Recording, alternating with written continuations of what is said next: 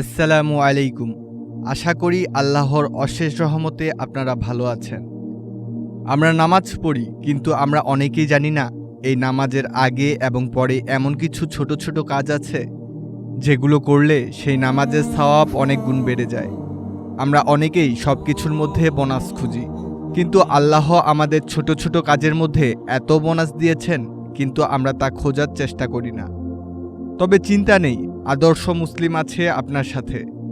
আদর্শ মুসলিম আপনাকে খুঁজে দেবে সেই সকল ছোট ছোট আমল, যার মাধ্যমে আপনি ছোট ছোট আমলে পাবেন অনেক বেশি সওয়াব। হযরত আয়েশা রাদিয়াল্লাহু আনহু থেকে বর্ণিত, তিনি বলেন, নবী করিম সাল্লাল্লাহু আলাইহি ওয়াসাল্লাম এরশাদ করেন যে নামাজের জন্য অজুর সময় মেসওয়াক করবে, তা ওই নামাজ অপেক্ষা ৭০ গুণ উত্তম যা মেসওয়াকবিহীন অজু দ্বারা আদায় করা হয়েছে।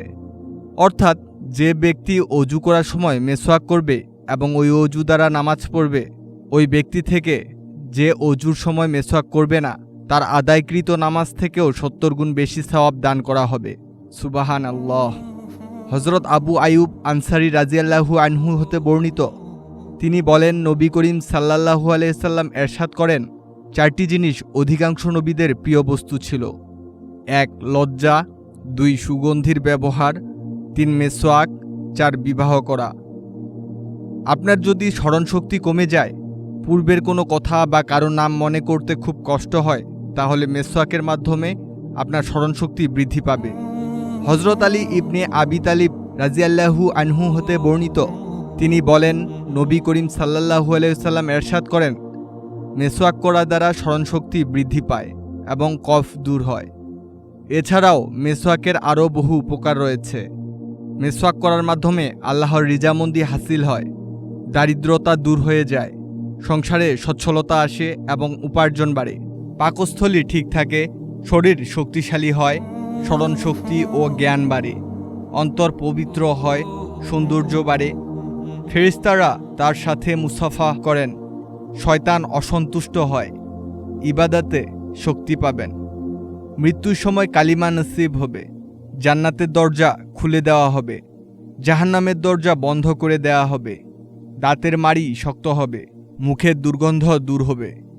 এছাড়াও অনেক ফজিলত আছে এই মেসওয়াকের মধ্যে। মেসওয়াক করার পদ্ধতি: রাসূলুল্লাহ সাল্লাল্লাহু আলাইহি সাল্লাম জাইতুন ও খেজুর গাছের ডাল দিয়ে মেসওয়াক করেছেন, তাই এই দুটো হলে উত্তম। এছাড়া তিক্তস্বাদযুক্ত গাছের ডাল হলেও ভালো। মেসওয়াক কাঁচা ও নরম গাছের ডাল হওয়া উচিত। মেসওয়াক নিজ হাতের আঙ্গুলের মতো মোটা ও ১ বিঘত পরিমাণের লম্বা হওয়া উচিত। এতে মেসওয়াক করতে যেমন সুবিধা হবে, তেমনি বেশি ফায়দাও পাওয়া যাবে। অধিকাংশ উলামায়ে কেরামের মতে উজুতে হাত ধোয়ার পর কুলি করার পূর্বে মেসওয়াক করা উত্তম। উজুর সময় ছাড়াও যে কোনো সময় মেসওয়াক করা যাবে। মেসওয়াক না থাকলেও আঙ্গুল ও শুকনো কাপড় দ্বারাও মেসওয়াক করা যেতে পারে। ছোট এই কাজে এত এত ফজিলত, তাহলে কেন আমি এই কাজ করব না? আল্লাহ আমাদের মেসওয়াকের গুরুত্ব অনুধাবন করে এর উপর আমল করার তৌফিক দান করুন। আমিন।